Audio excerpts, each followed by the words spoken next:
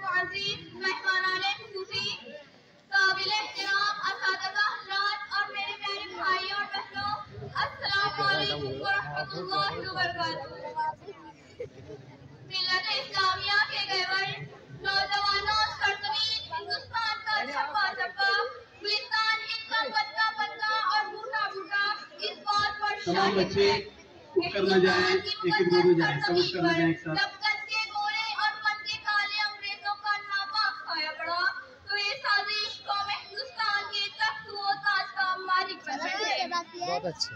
सबसे पहले अंग्रेजी खिला आलमी बगावत हमने बुलंद की, गुर्बत की दूरी से बेफिक्र शाहों के खतरात से बेफिक्र होकर हमने मुल्क की आजादी की तलाश में फांसी के फंदों को चूमकर मंजिल का निशान पूछा।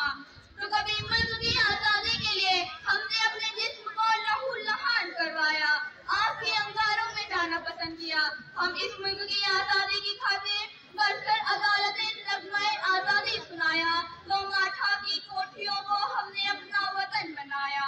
सबसे पहले अंग्रेजी इक़्तिदार के खिलाफ आलमी बगावत हमने बुलंद की, गुर्बत की दूरी से बेफिक्र शाहों के खतरात से बेफिक्र होकर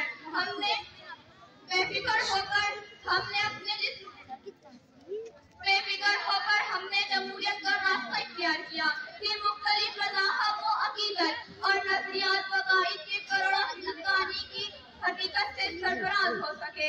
आखिर मैं इस शेर के साथ अपनी तकरीर का इख्तिताम करती हूँ।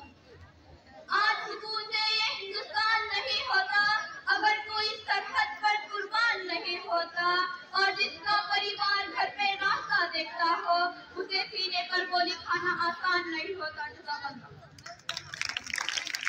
खूब, बहुत अच्छा, माशाल्लाह। आया सेठ की जानिब से बुशरा के लिए लिफाफा।